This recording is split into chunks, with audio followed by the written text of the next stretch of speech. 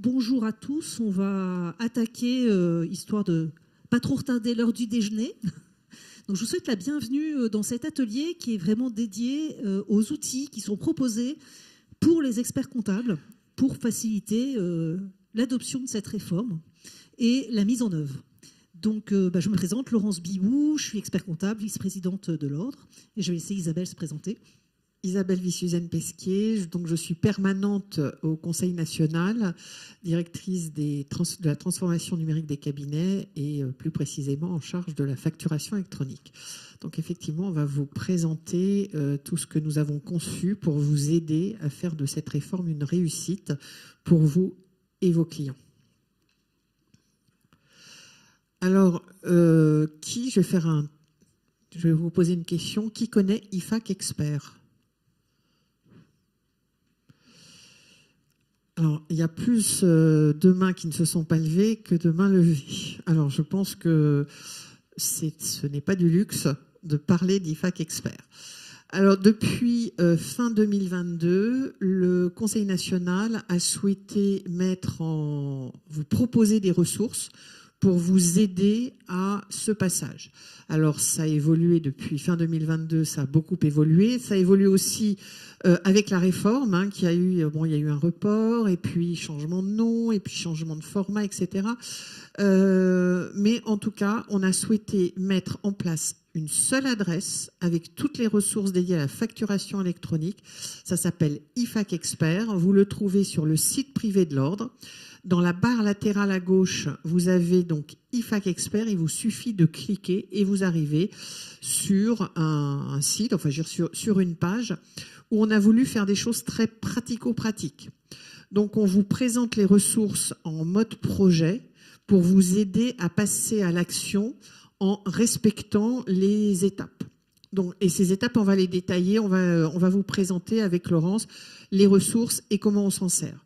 Donc, ces 5 grandes étapes pour passer à la facturation électronique, c'est d'une part comprendre la réforme, parce que si je ne sais pas de quoi je parle, je vais avoir du mal à l'intégrer dans mon cabinet et puis aller en parler à mes clients. Deuxièmement, une fois que je comprends cette réforme, je connais les tenants et les aboutissants, eh bien, je vais passer à l'action au sein du cabinet. Donc, je vais diagnostiquer et structurer mon cabinet. Parallèlement, aujourd'hui, avant, on disait que c'était une 3e étape, mais à moins de 8 mois de la réforme, c'est en parallèle, j'informe mes clients. Et je ne les laisse pas, je n'attends pas qu'ils viennent vers moi. Je suis proactif. 4e étape, eh bien, pour les clients qui sont intéressés, je vais leur proposer une ou plusieurs missions dédiées à la facturation électronique. Et puis, seulement en dernier, je choisis mes outils. Parce que les outils sont là pour répondre à vos besoins, répondre aux besoins de vos clients. Et non pas, on ne choisit pas un outil. Je crois que pour ceux qui étaient là à l'atelier précédent, vous avez bien vu que ça, un outil est à votre service. Ce n'est pas l'inverse. Alors, on va commencer par l'étape 1. Alors, je vais te laisser sur les formations parce que vous avez la chance d'être dans une région extrêmement dynamique en matière de formation sur la facturation électronique. Oui, alors on a commencé à vous former il y a quelques années déjà avec le volet 1 sur la sensibilisation. Et chaque année, on a reproposé des formations, donc le volet 2 sur la mise en œuvre, comment on met en œuvre.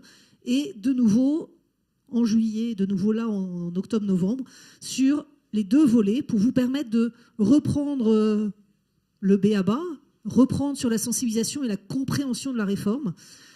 Pour vous permettre de consolider vos connaissances si vous n'étiez pas sûr. Et puis, l'après-midi, une fois qu'on avait reconsolidé, on repartait sur comment on met en œuvre dans le cabinet et quels sont les outils et comment on peut le mettre en œuvre pour que la réforme soit réussie au sein du cabinet. Et c'est vrai qu'au niveau de la région Auvergne-Rhône-Alpes, on vous a proposé ces formations en nombre et vous avez été très nombreux à y participer. Donc voilà, ces formations, elles sont gratuites parce qu'elles sont prises en charge par l'Ordre. Donc c'est important et ça vous permet d'être formés de façon intensive sur tous ces sujets. Effectivement, la formation, c'est essentiel. Vous avez le replay. Alors, au niveau du CNO, on propose 2 webinaires mensuels. Donc, ce sont des webinaires de 3h30, comme les formations en présentiel. Vous pouvez accéder au replay. Vous avez des flash formations, donc des petites vidéos que je vais détailler ensuite de formation à facturation électronique. Vous avez alors beaucoup de ressources techniques.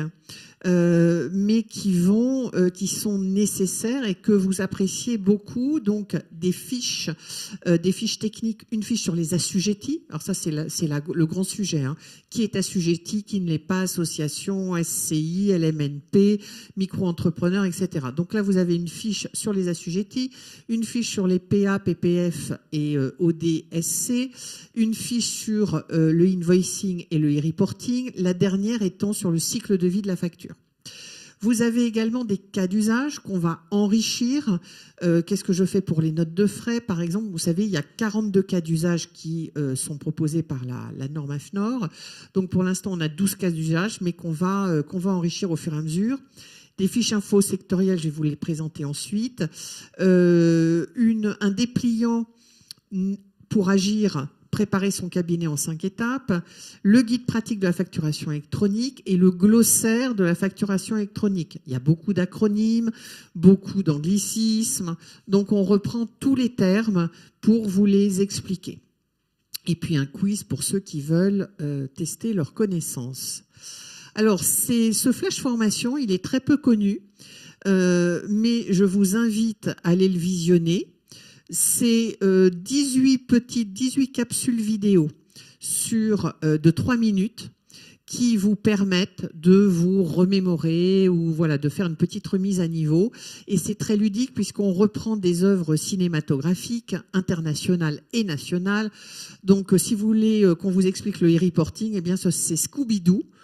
Je pense que ça fait écho à beaucoup. Scooby-Doo qui explique le e-reporting. Et puis, vous avez les bronzés, Star Wars, on commence par Retour vers le futur, etc. Et les 10 premières vidéos sont à disposition des entreprises. Là, je vous présente les fiches pratiques.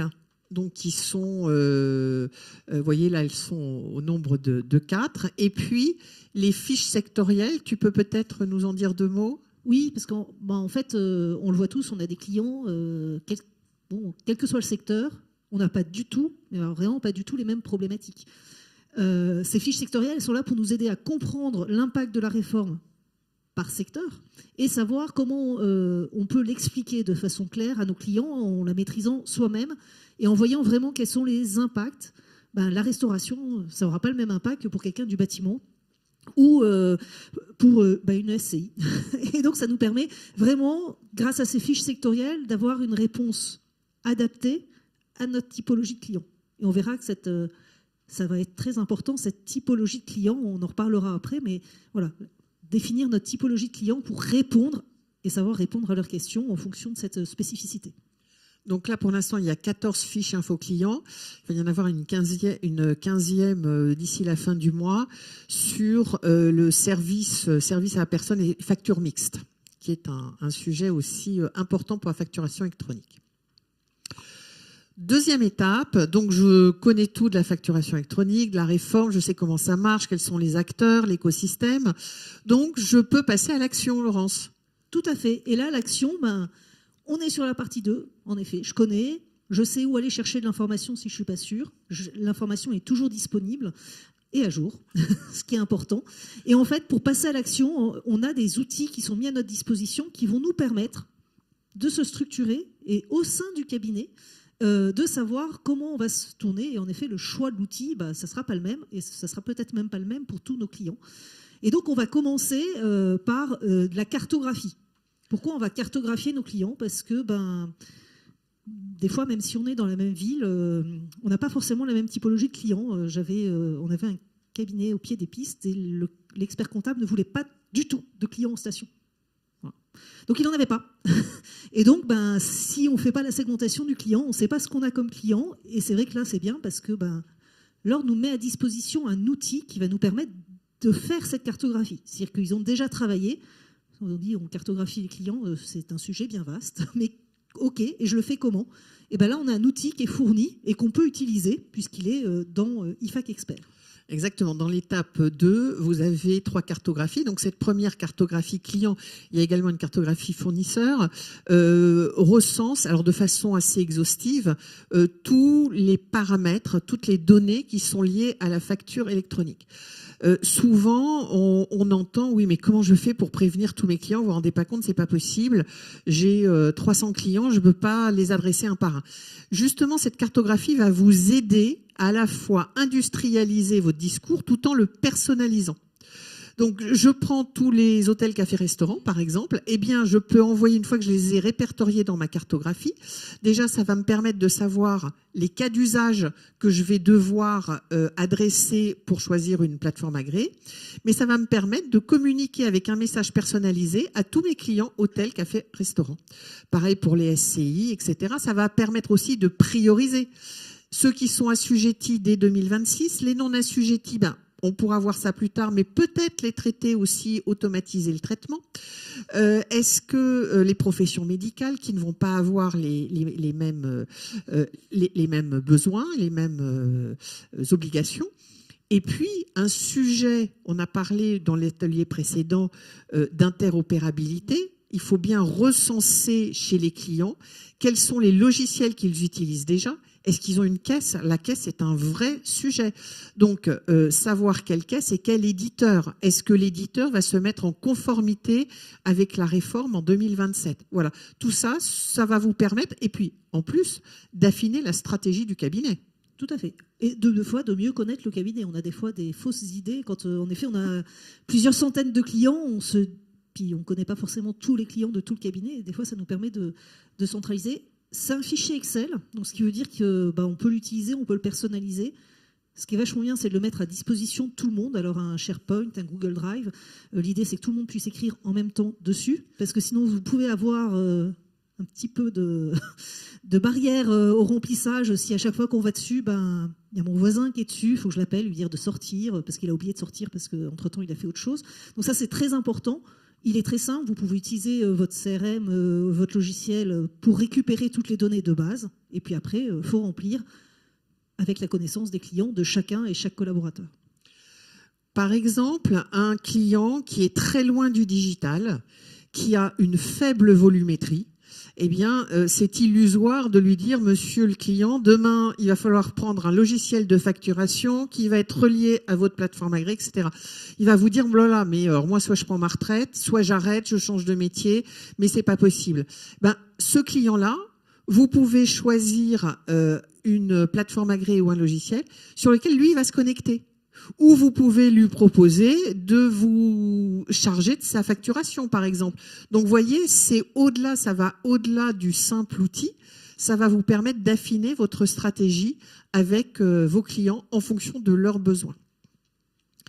Alors après, la cartographie fournisseur, elle est très simple. On va pas, mais c'est dans la même cartographie.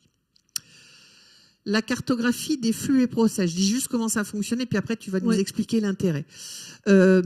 On s'est demandé au CNO comment vous accompagner, parce qu'il y a autant de cas différents que de cabinets. On s'est dit ça va être très compliqué.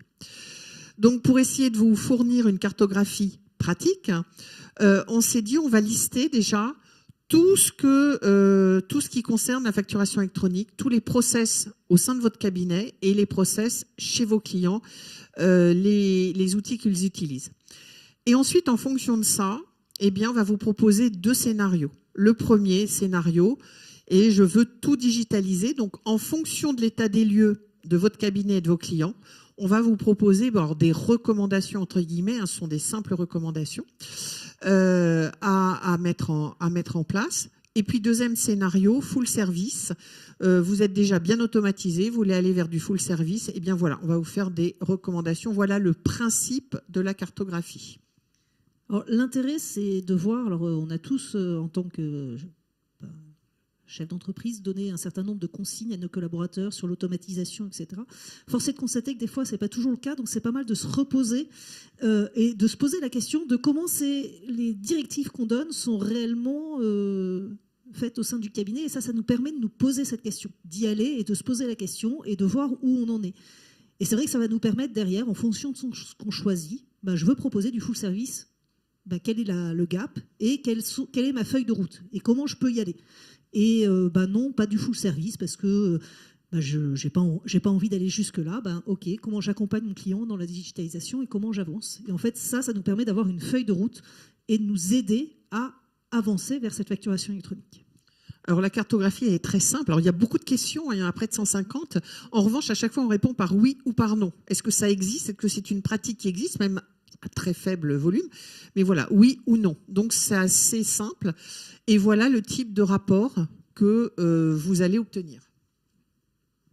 Voilà, ce qui nous permet... après, c'est pareil, c'est des propositions, des recommandations. Il n'y a rien d'obligatoire et on peut se dire, non, moi, ça ne me concerne pas.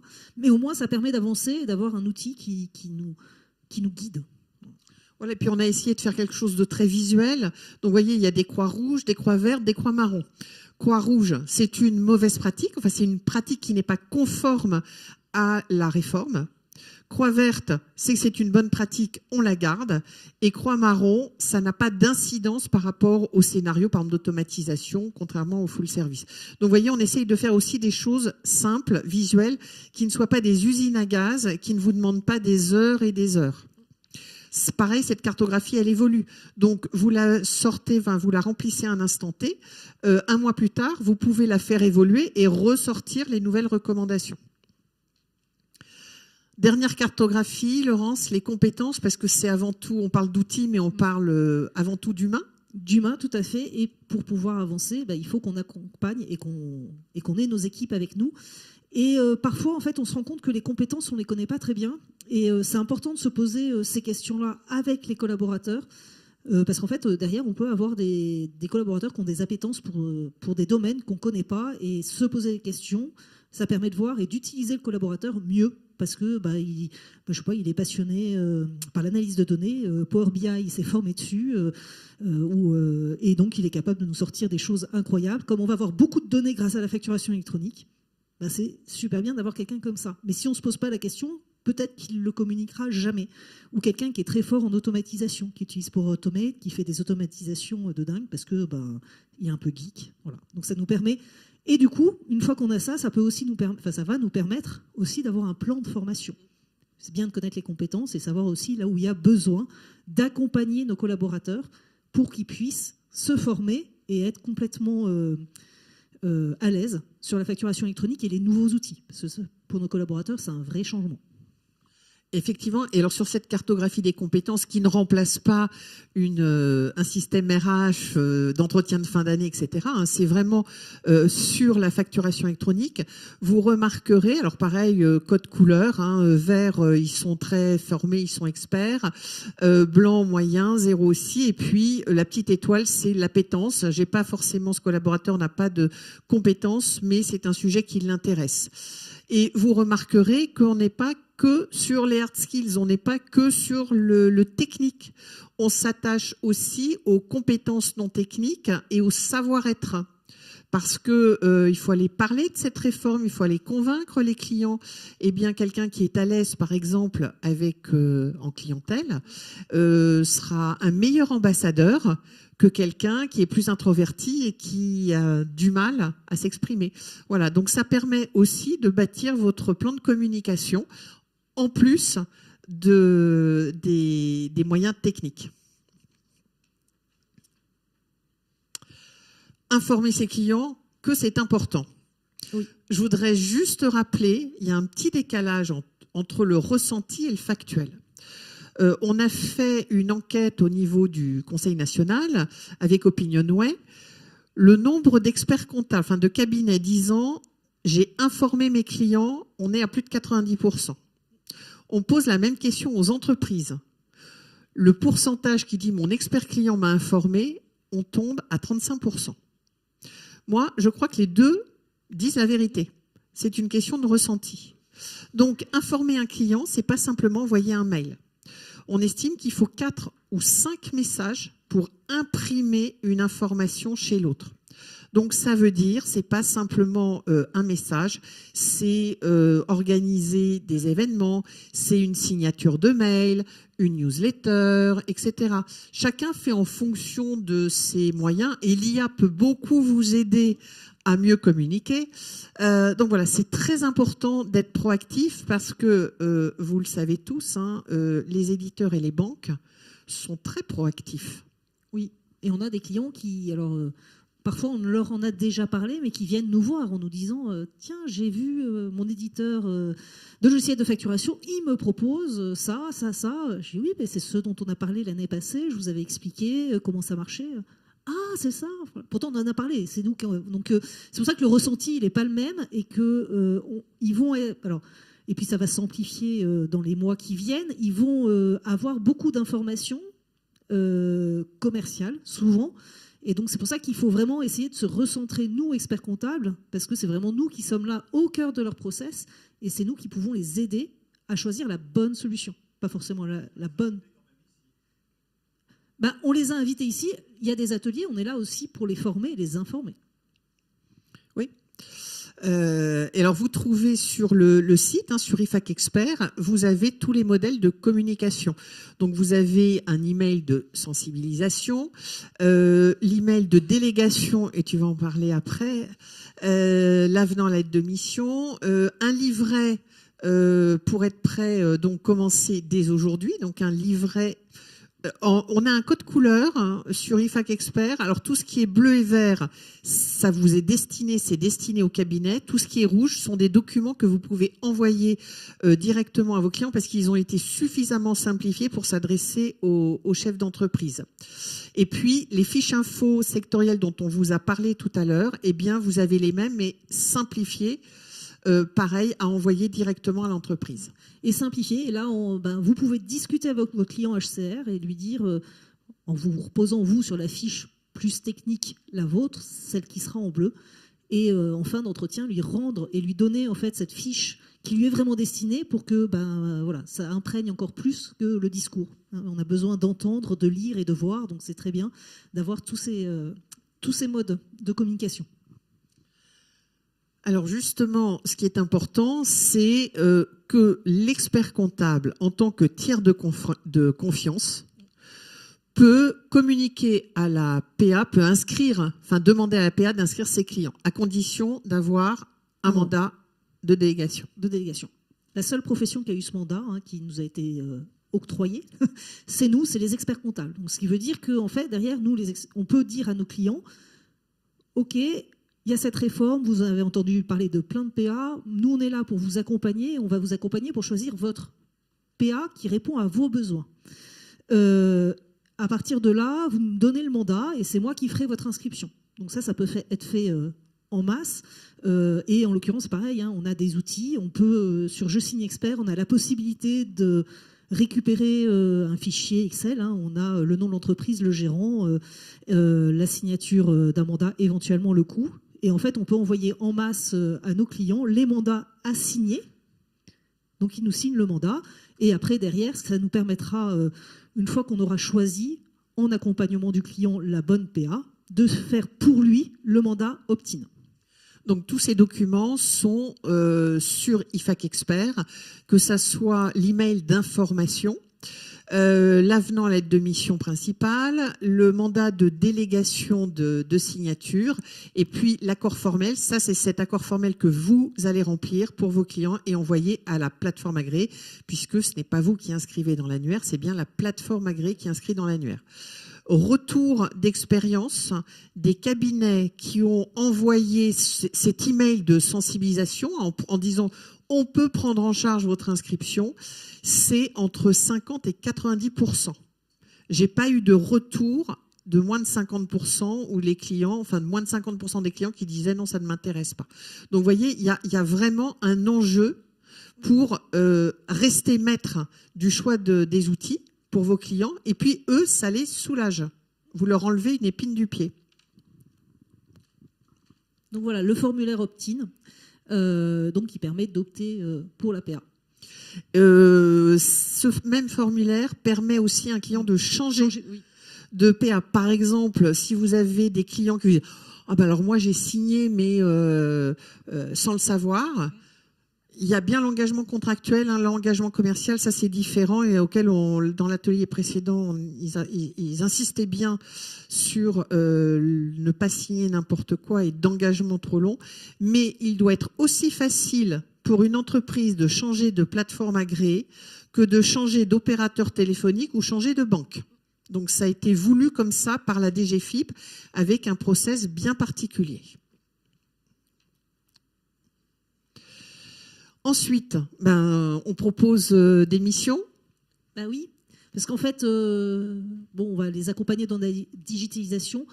On l'a dit tout à l'heure, hein, au moment de la plénière, je ne sais pas si vous avez entendu, ça va ouvrir beaucoup de missions, puisqu'en fait, on aura beaucoup plus de données et des données beaucoup plus fraîches.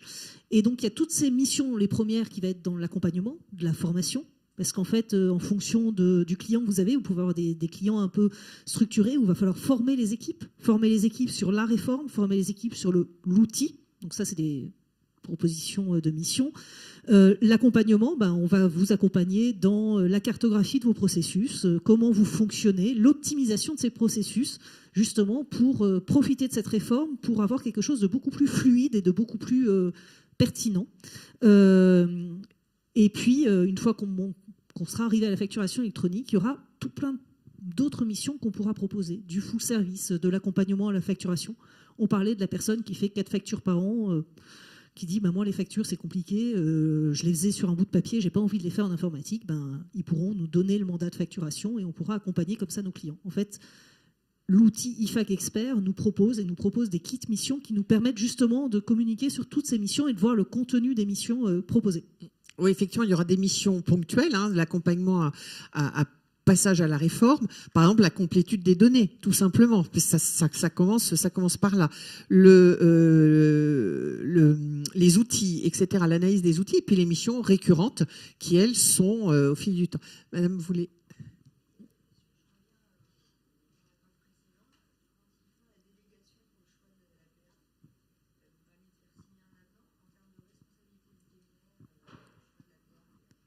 Alors, je répète la question, parce que comme l'atelier est enregistré, pour que du coup ceux qui revoient l'atelier après aient bien l'information. Donc on revenait un petit peu en arrière sur le mandat qu'on donne, qui nous est donné par le client, avec un avenant à la lettre de mission, avec une notion de responsabilité forcément. Après, comme dans toute mission, on a notre responsabilité et faut documenter les travaux pour justifier qu'on a la bonne PA. Après, au niveau de la bonne PA, l'adapter, la PA adaptée. En fait, il n'y a pas de bonne PA, hein, c'est la PA qui est le plus adaptée au client et à son activité. Déjà, la première chose, c'est que la plateforme agréée choisie par le client soit compatible avec vos outils de production. Parce que si vous devez aller chercher à la mano les factures, on reste sur la boîte à chaussures, hein. Donc ça n'a aucun intérêt. Et là, vous allez dire à votre client, si vous voulez absolument choisir cette PA, mais moi, elle n'est pas compatible, je vais peut-être vous facturer en plus parce que ça va m'apporter du travail supplémentaire. Et puis pour vous, on retombe dans les erreurs, etc. Après, c'est pour ça qu'on vous donne un certain nombre d'arguments pour aller expliquer, notamment dans les supports de formation dédiés aux entreprises, leur expliquer quels avantages, quels bénéfices ils vont tirer de cette automatisation. Donc, a priori, vous allez leur conseiller des outils qui vont les arranger. Qui vont faciliter les échanges.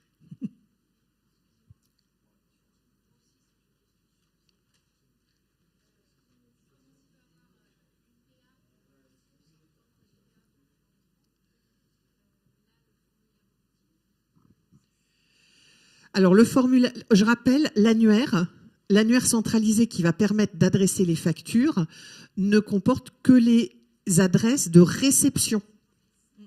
Donc c'est uniquement, on inscrit uniquement les adresses de réception et pas les adresses d'émission, puisque l'émission, quelque part, on s'en moque un peu mais la question est intéressante de savoir, effectivement, je peux avoir une plateforme d'émission et une plateforme de réception différentes pour des raisons de secteur, des raisons fonctionnelles, etc. Donc l'annuaire et l'inscription, c'est uniquement pour l'adresse de réception. Donc c'est l'obligation du 1er septembre 2026. Hein. Même les grandes entreprises et les PME, TPE, micro-entrepreneurs, etc., qui n'ont pas l'obligation d'émettre, néanmoins, il faut qu'elles soient inscrites dans l'annuaire au 1er septembre. Voilà. Et donc, bien avant, parce que si le 31, les PA reçoivent tous les mandats d'inscription, le 1er septembre, tout le monde ne sera pas inscrit. Donc, c'est pour ça qu'il faut anticiper les choses. Alors, comment choisir les outils ? Parce que c'est un grand sujet. On a sur IFAC Expert, vous avez donc un guide, une plateforme, un comparateur de solutions numériques. Alors, ce sont uniquement les solutions numériques dédiées à la profession, hein, qui gèrent, par exemple, pour les plateformes agréées, on a recensé uniquement les plateformes qui proposent des fonctionnalités pour les cabinets, hein, qui ont un volet expert comptable. Ça, c'est notre rôle. Alors, comment comparer des logiciels ? Déjà, on a créé 11 catégories de logiciels, puisqu'on ne va pas comparer un logiciel de paye et une plateforme agréée, par exemple. Donc, les éditeurs vont déclarer et vont remplir un questionnaire fonctionnel, ou pareil, c'est oui, non. Hein, c'est nous qui avons établi ce questionnaire. Donc, vous choisissez une catégorie. Vous devez tous connaître le comparateur Darty. Hein, je veux choisir une machine à laver. Ben là, c'est pareil, on a choisi le même système. Donc, j'ai des filtres fonctionnels, un système d'entonnoir. Donc, je choisis une catégorie, je peux sélectionner des filtres fonctionnels. Et puis après, je vais consulter la fiche produit du logiciel qui correspond à ma sélection. Et je peux aller en comparer jusqu'à 4. Donc, vous voyez là sur la droite de l'écran, je compare 4 plateformes agréées, mais évidemment, on ne met pas de nom, hein, mais je compare 4. Et vous voyez, pour chaque fonctionnalité, elle le fait, elle ne le fait pas. Et on va l'enrichir avec justement sur l'API, par exemple l'API standard. Enfin, voilà. Et en fait, ça nous permet, en effet, en fonction de nos besoins et réellement de ce qu'on a analysé, et on retourne à notre cartographie, de pouvoir répondre à la question quelle est la plus adaptée. Alors bien évidemment, ça c'est la première étape pour aller contacter les éditeurs, leur demander des démos, leur demander l'engagement contractuel, etc. Donc ça, c'est vraiment la première étape pour dégrossir le sujet. On va rappeler quelques ressources complémentaires d'IFAC Expert. Donc, Laurence, hein, les formations. Toujours les formations, et il y en aura encore cette année. Hein, on devrait en reproposer. Alors, bon, là, on va vous laisser un petit peu, sur cette période un petit peu chargée, mais on va reproposer de nouveau d'ici la fin du premier semestre. En fait, l'idée, c'est de continuer. Hein, pour ceux qui n'auraient pas pu suivre ou qui se disent, faut que je remette à niveau parce que je ne suis pas sûre, on reproposera ces formations. Et ces formations sont gratuites. Hein, c'est important. Alors, elles ne sont pas approfondies parce que 2 formations de 3h30, ça ne remplace pas 3 jours de formation. Néanmoins, c'est déjà, on va quand même au fond des choses avec réponse aux questions. Vous avez des formateurs qui sont des experts du sujet. En live, vous pouvez leur poser questions. Et nous, au niveau du CNO, dans les webinaires, eh bien, également, on répond aux questions en live. Vous avez une web-série tous les premiers mercredis du mois à 12h. Nos experts vous informent et répondent à vos questions. Donc, c'est sur un sujet bien précis de la réforme. Les replays sont disponibles sur la chaîne Fuse Expert. Il y a une chaîne facturation électronique sur la chaîne Fuse Expert. Donc, il y a eu les assujettis, choisir sa PA, le mandat. On a eu le dernier, alors on en a eu 2 sur les cas d'usage. Le dernier, c'était sur le cycle de vie de la facture. Le prochain en février, donc le 4 février à midi, c'est sur les associations. Et le premier mercredi de mars, je ne sais plus si c'est le 4 ou le 6, ce sera sur l'interopérabilité entre les outils, hein, les solutions compatibles, outils et les PA. Voilà. Donc n'hésitez pas à vous inscrire. Ça dure 30 minutes, plus 15 minutes de questions-réponses. Donc c'est rapide à l'heure du déjeuner. Et puis de toute façon, il y a le replay. Et puis, vous avez sur IFAC Expert les SIC, des vidéos. Enfin, voilà, il y a plein d'autres ressources. C'est très, très riche. Mais aujourd'hui, quand on nous demande, tiens, il faudrait bien que le Conseil national produise telle ressource, c'est rare qu'elle n'existe pas déjà. Et effectivement, comme tu le disais, on les remet à jour continuellement au fur et à mesure de l'évolution de la réforme. On remet à jour toutes les ressources. Campagne nationale. Voilà. Ben, ça sera pareil, hein. Donc le rouge. Et ça sera une campagne à destination des entreprises. Et l'objectif, c'est toujours de dire, prenez le temps d'aller voir votre expert comptable, voilà, et replacer l'expert comptable au centre de la décision sur cette facturation électronique. Exactement, oui, c'est très important que les entreprises ne se sentent pas seules. Tout à l'heure, à l'atelier précédent, j'étais entre une expert comptable et un chef d'entreprise. Et j'étais contente parce qu'à la fin, il a dit oui, en fait, il faut que j'aille voir mon expert comptable parce que c'est lui le mieux à même de me conseiller. Oui, c'est effectivement. Vous avez une vue 360 degrés, vous connaissez, c'est un peu comme le généraliste, le médecin généraliste par rapport au spécialiste. Le médecin généraliste, il vous connaît, il connaît votre environnement et il peut vous apporter un conseil. L'expert comptable, c'est la même chose. On parle même parfois de psy. Il joue un peu le rôle du psy, du chef d'entreprise. Mais c'est vraiment le copilote. Donc, vous avez ce rôle auprès de lui. Et franchement, la facturation électronique, ça barbe les chefs d'entreprise. Parce que si on ne leur explique pas les opportunités, les bénéfices, ils disent, allez, c'est encore un truc pour me fliquer, c'est encore un truc pour nous embêter, etc. Il va falloir que j'automatise, encore un outil, et encore tout ça. Non, quand on leur dit que ça va améliorer la trésorerie, que ça va leur permettre de suivre la facture, qu'il n'y aura plus de factures qui se perdent, ils savent tout de suite si un client accepte ou pas la facture, ils pourront réagir plus vite, ils auront de la donnée en temps réel, vous, en tant que cabinet, vous allez pouvoir les accompagner en temps réel. Enfin, tout ça, c'est des choses qui vont les motiver. Tout à fait. Et je vais aussi avancer sur la formation. On a parlé des formations de l'ordre. Juste rapidement, l'organisme de formation, IFORA propose des formations spécifiques et très organisationnelles. Il y en a, il y a les historiques sur la réforme, et puis il y en a 3 nouvelles sur donc de la facture à la facturation électronique, les règles fiscales et commerciales pour pouvoir facturer sereinement. La facturation électronique, la maîtriser pour accompagner, et la facturation électronique pour les entreprises, maîtriser la réforme pour bien préparer son organisation administrative et financière. Et donc on rebondit toujours là-dessus, c'est l'opportunité de revoir son organisation pour l'améliorer. Des fois on fait des choses parce qu'on les a toujours fait comme ça. Exactement. Et là ça permet de se poser des questions, tiens, pourquoi je les fais et comment je peux les faire mieux pour permettre un meilleur pilotage de l'entreprise. Je reviens sur les outils. En faisant la cartographie de vos outils, vous allez vous rendre compte que vous avez des outils en double, voire en triple.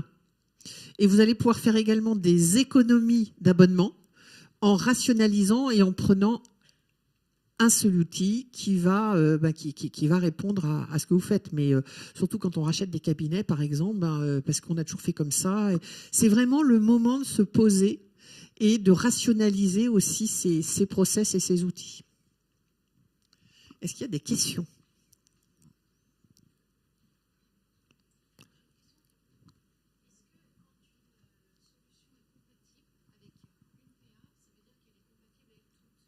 Alors, juste je répète la question. Donc, la question, c'était de savoir, est-ce que quand une solution est compatible avec une PA, est-ce qu'elle l'est forcément avec toutes les PA ? Alors, solution compatible, effectivement, la DGFiP a inventé, a créé deux marques. Plateforme agréée, donc ça, il y a un cahier des charges extrêmement strict.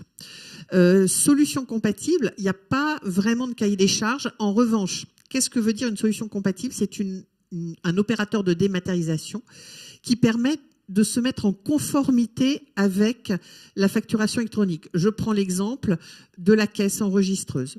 La caisse qui sort un Z de caisse est un opérateur de dématérialisation.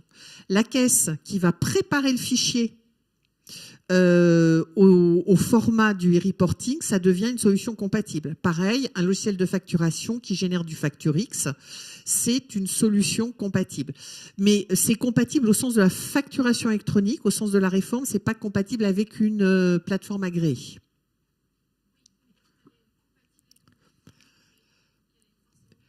pas forcément. Bah, sa compatibilité, non, ça ne veut pas dire qu'elle va pouvoir se connecter automatiquement avec une PA. Toutes les PA. Ouais. Interopérable. C'est ça, c'est ça. Et c'est pour ça qu'il y a la norme AFNOR qui est normalement là pour permettre en fait d'avoir une norme d'API unique qui permettra à tout le monde de communiquer, mais les solutions compatibles n'ont pas l'obligation de mettre en place cette API. Donc en fait, c'est toujours... Ouais. API, oui, c'est l'API standard, ce qu'on appelle l'API standard. Il y a deux choses importantes au niveau de la compatibilité. C'est PayPal, point d'accès PayPal. Donc, il faut choisir une plateforme agréée qui soit point d'accès PayPal. Mais elles le sont à 80%, elles le sont. Et puis, les solutions compatibles qui vont intégrer l'API standard. Mais elles ont intérêt à le faire, sinon elles meurent. C'est comme un logiciel de facturation qui ne générerait pas de facture X. Ben, il va disparaître. Donc, c'est ça, bien sûr. On prend Logilec, par exemple, qui est la plateforme des établissements Leclerc.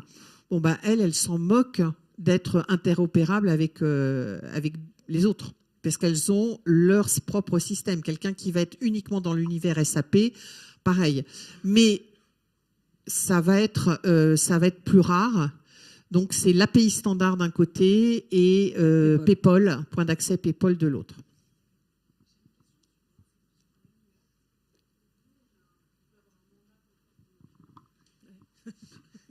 J'ai une question sur l'inscription à l'annuaire. Donc, nous, on peut avoir un mandat pour le faire pour nos clients, mais nos clients, j'imagine, peuvent le faire en direct eux-mêmes et d'autres acteurs peuvent le faire aussi, si nos clients peuvent le faire. Donc, comment ça fonctionne? Sinon, on a un mandat, est-ce qu'on est prioritaire par rapport à un tiers ou par rapport au client?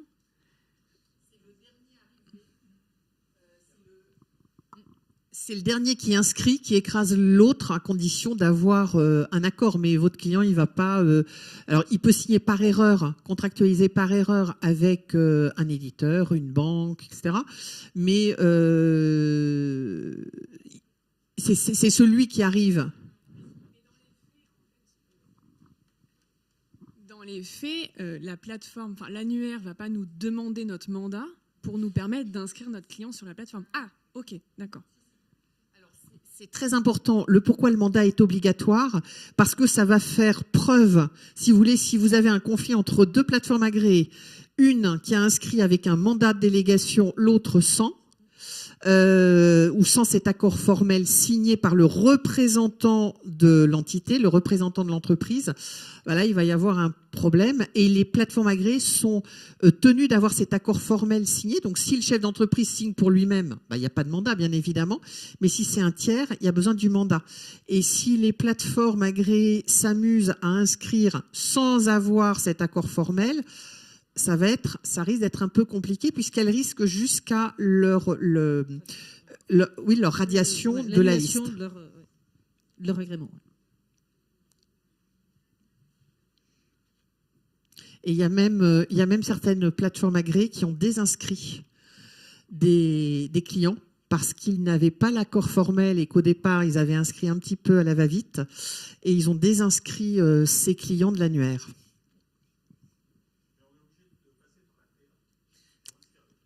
Oui. Il n'y a que les PA qui peuvent inscrire. Oui.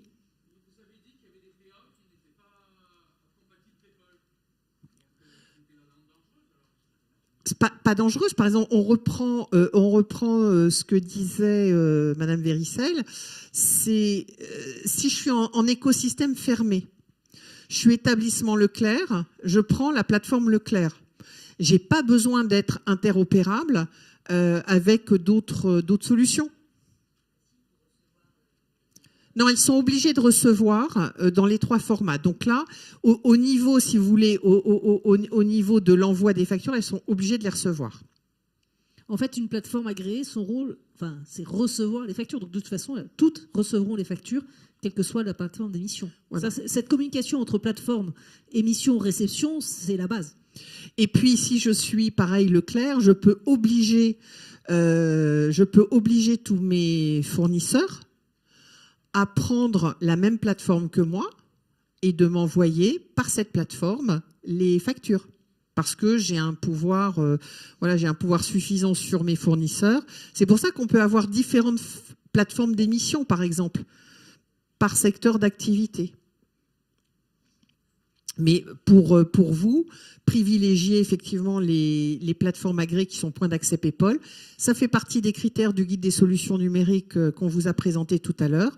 On sait si c'est un point d'accès PayPal. Et puis sinon, sur le site PayPal, on peut aller voir tous les membres et si le logiciel est bien point d'accès PayPal. Oui, IFAQ Expert. Tout ce qu'on a présenté, tout est là-dedans. Par contre, c'est sur le site privé. Donc, il faut s'identifier. À partir de là, libre accès.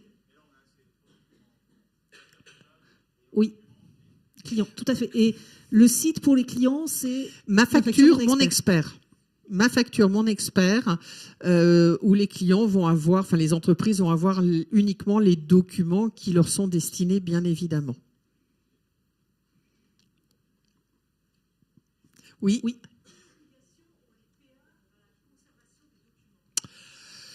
Alors, elles ont une obligation de conservation et non pas d'archivage. Une obligation de 10 ans tant que vous êtes cliente chez eux. En revanche, si vous changez de plateforme, elles n'ont plus cette obligation de conservation de 10 ans. Donc, à vous d'aller récupérer les factures. Néanmoins, pour que ça ne soit pas le Far West, la DGFiP a prévu une obligation de 12 mois. Alors, c'était 6 mois, 12 mois, mais ils ont statué au final sur 12 mois. Votre ancienne plateforme agréée a l'obligation de vous mettre à disposition gratuitement vos factures pendant 12 mois et de finaliser le cycle de vie de la facture. Donc, tout ce qui est avant le changement de plateforme reste sur l'ancienne plateforme. Donc, en revanche, vous n'avez pas effectivement tous les autres services additionnels. C'est juste aller poser le cycle de vie de la facture sur l'ancienne plateforme. Et puis, pour toutes les nouvelles factures, vous allez sur votre nouvelle plateforme agréée. Mais elles ont l'obligation de mettre ce service gratuitement à disposition de leurs clients. 12 mois.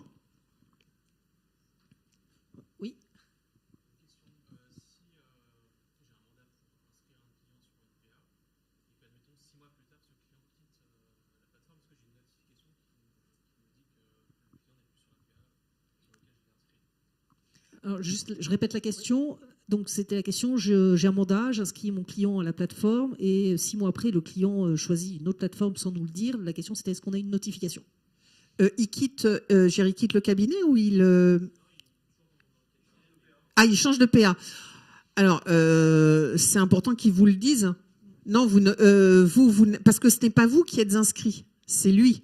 Donc non, je ne pense pas que vous allez avoir une notification. En revanche, qu'est-ce que ça inclut ? Quel est l'impact pour le cabinet ? C'est que vous, les outils que vous avez mis en place pour aller récupérer ces factures, c'est sur sa PA pour les intégrer dans votre outil de production. Ça veut dire que il n'y aura plus rien. Donc votre client a intérêt, quand il change de plateforme agréée, de s'assurer que 1, c'est compatible avec vos outils de prod, et puis 2, de vous informer quand même.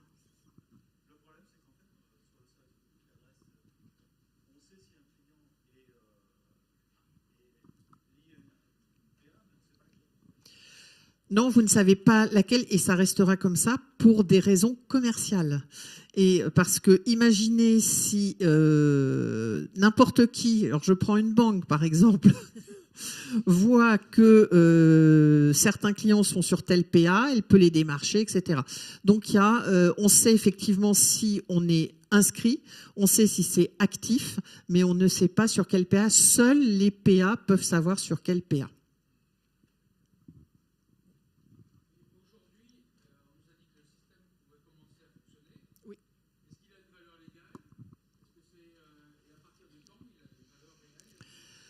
Alors, vous pouvez fonctionner et ce n'est pas un bac à sable, c'est-à-dire qu'on est dans la vraie vie de la facturation électronique. Donc, tous les échanges vont compter Hein, on ne duplique pas l'envoi de facture par mail à partir du moment où on se dit, bah, allez, on passe dans le monde réel. Et on vous incite bien évidemment à le faire rapidement, alors pas avec tous vos clients, mais à le faire avec 2, 3 clients qui sont partants pour le faire, parce que comme ça va vous permettre de roder vos process, peut-être de vous rendre compte que vous n'avez pas choisi les bons outils, et il vaut mieux s'en rendre compte maintenant que le 31 août. Hein ? Voilà, donc commencez, mais c'est la vraie vie. Là, on est vraiment dans un système de production.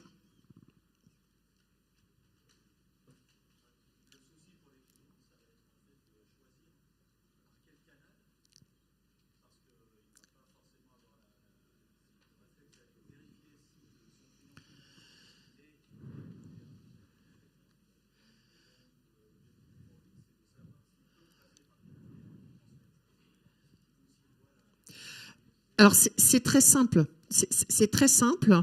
Il n'y a pas de vérification à faire, vous, en tant qu'entreprise. Donc, je parle du cabinet ou du client, puisque comment ça fonctionne? Le schéma en Y.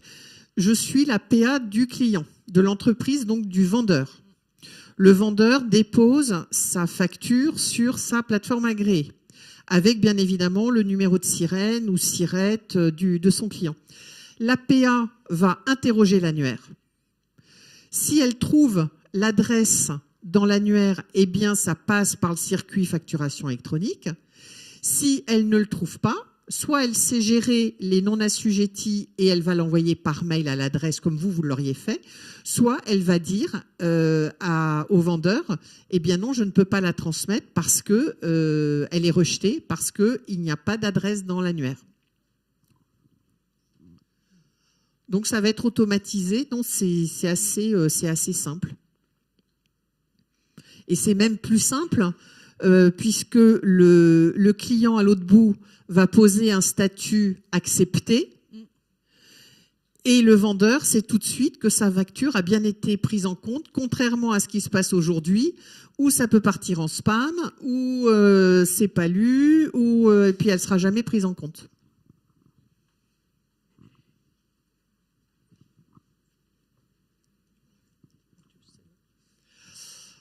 Voilà.